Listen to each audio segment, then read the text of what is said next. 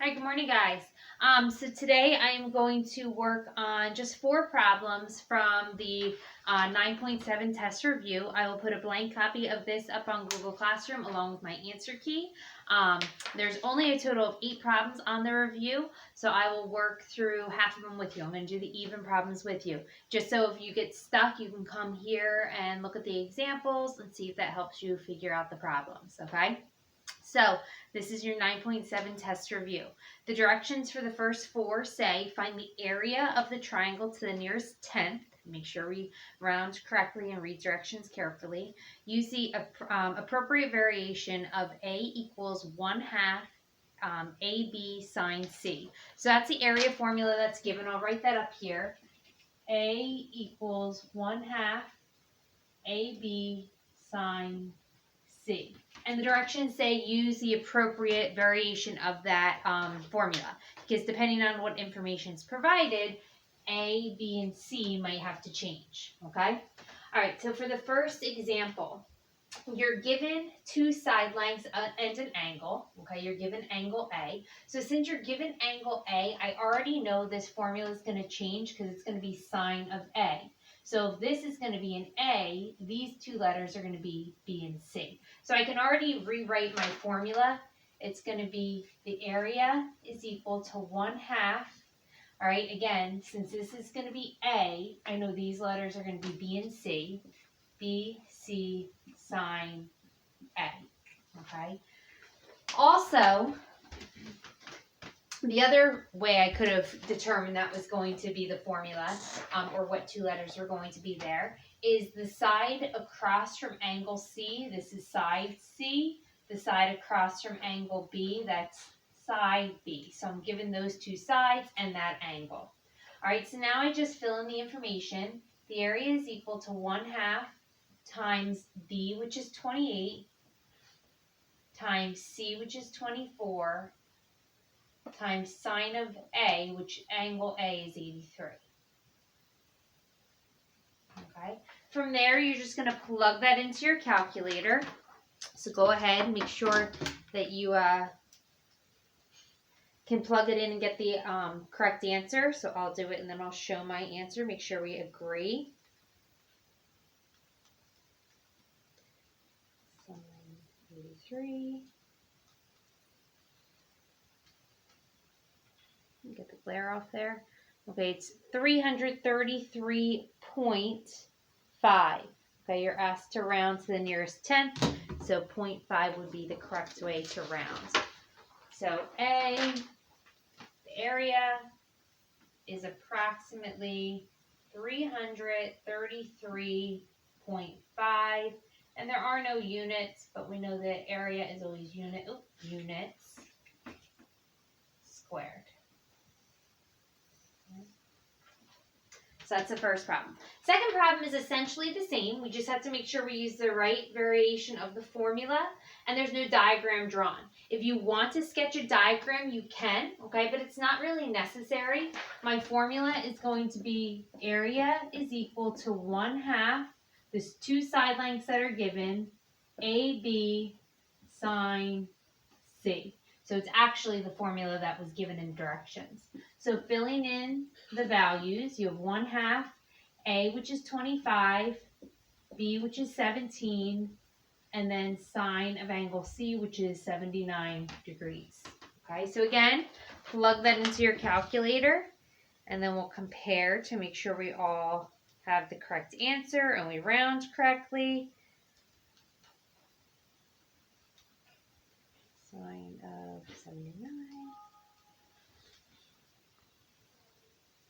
And you should get 208.6 rounded to the nearest tenth. So the area is approximately 8.6 units squared. Okay. So those are your 2 area problems. We're going to go on to the back where we're going to use laws of sines and cosines. Let me just get it set up.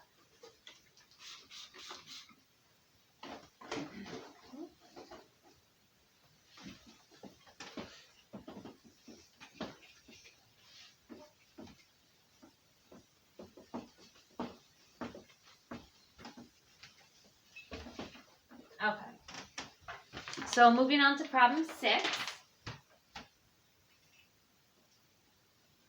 Let me sketch it.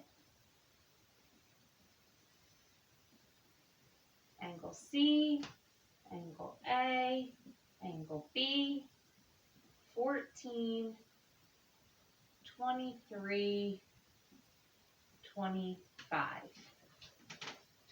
Okay, so the directions for this section, it says solve each triangle. So again, when it says solve a triangle, that means find all the missing pieces of information.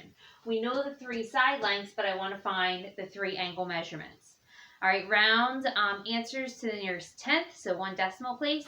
And the good news is all of the formulas, law of sines, and laws of cosines are given to you or for you. Okay?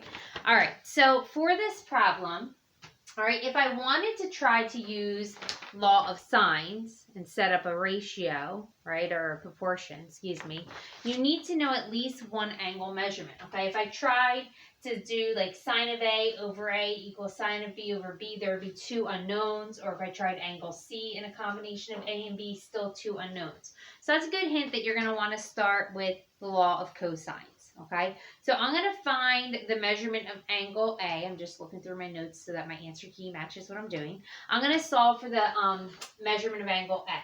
So if I want to solve for the measurement of angle A, I'm going to use this formula to start. A squared equals B squared plus C squared minus 2ABC cosine A, because that'll allow me to solve for angle A. All right, so let me write that down. I have A squared equals B squared plus C squared minus 2BC cosine A. Okay, now again, make sure you identify the correct sides as A, B, and C. Across from B is side B, across from angle C is side C, and across from angle A is side A. So now you're going to substitute in the values. 25 squared equals 23 squared plus 14 squared minus 2 times 23 times 14 times cosine of angle A, which is our unknown.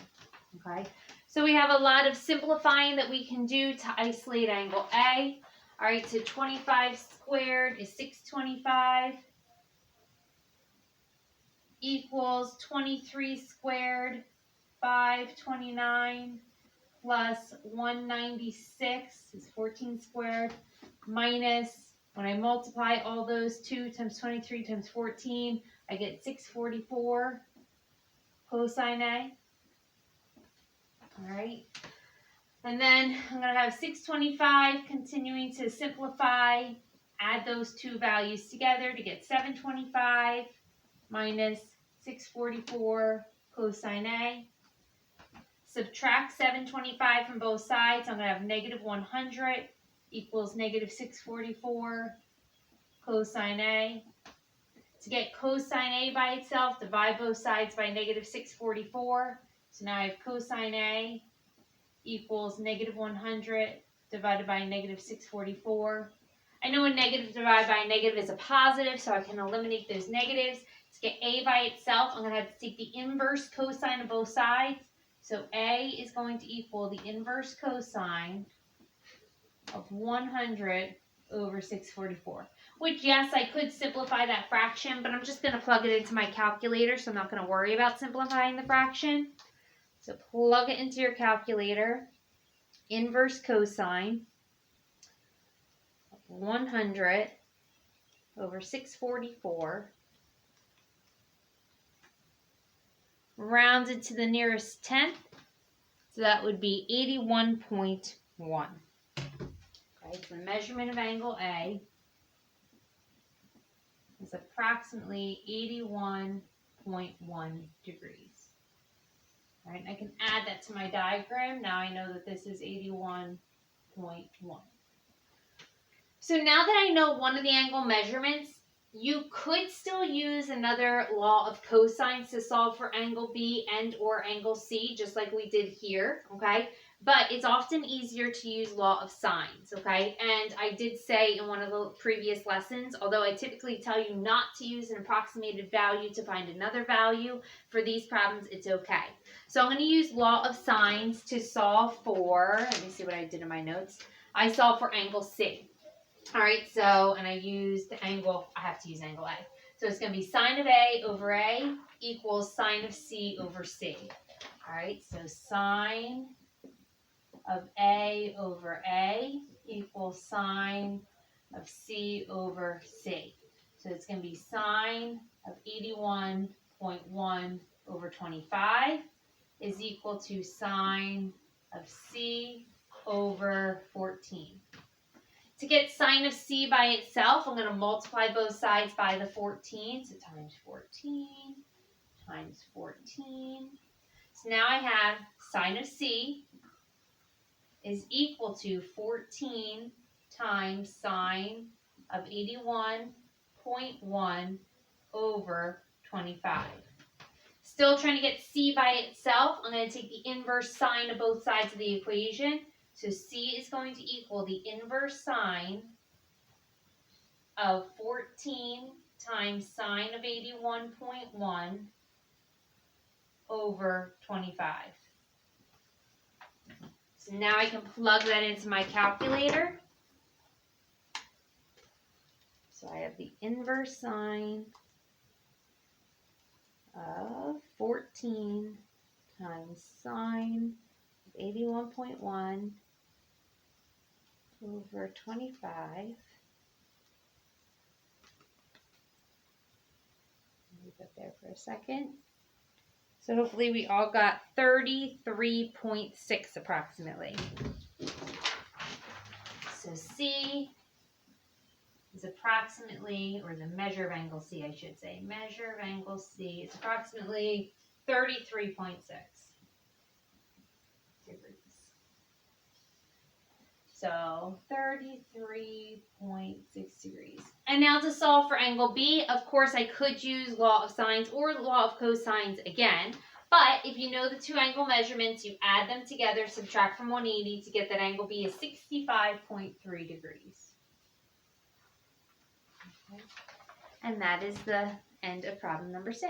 Okay, I'm going to do one more with you guys. I'll do number 8. Give me a second to get it set up.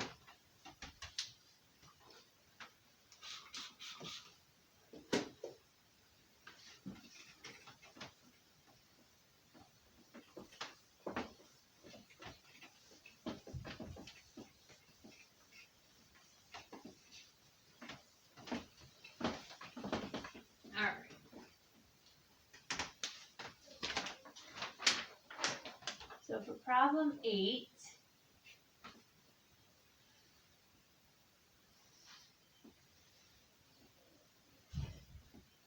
here's my triangle ABC, and I'm given 14, 17, 56 degrees. Okay, so again, to solve the triangle means to find all the missing pieces, sides, and angles. Okay, I think it's also important to label the sides. Here's angle B, so across from it, this is side B. Angle C, so across from it is side C. And then angle A, across from it is side A. All right, so to get started, let's see, could I use law of sines? Sine of B over B is equal to sine of A over A. So that would be two unknowns. I couldn't do that. What if I did sine of B over B is equal to sine of C over C? That would work because there's only one unknown. So that's what I'll start with.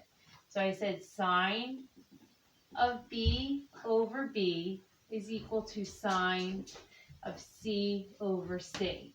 So it's sine of 56 over 17 is equal to sine of C, I don't know C,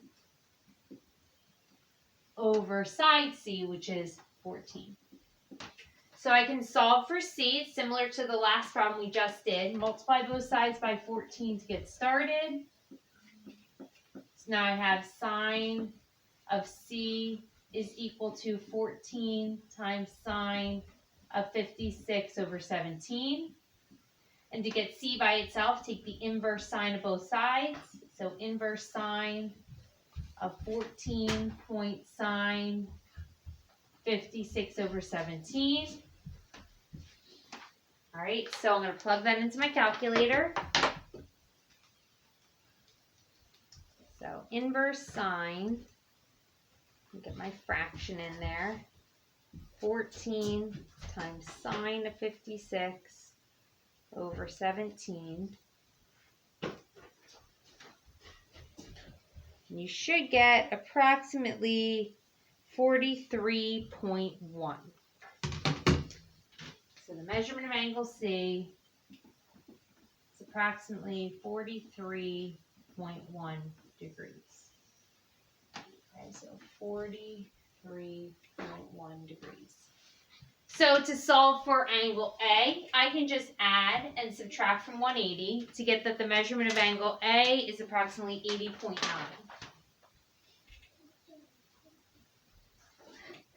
Okay. So the last thing to do is solve for side A. And we can use law of sines again, okay? You can do sine A over A equals sine C over C, or sine A over A equals sine B over B. I think what I do in my notes, I use sine B, okay? So I'll set that one up. Sine B over B is equal to sine A over A.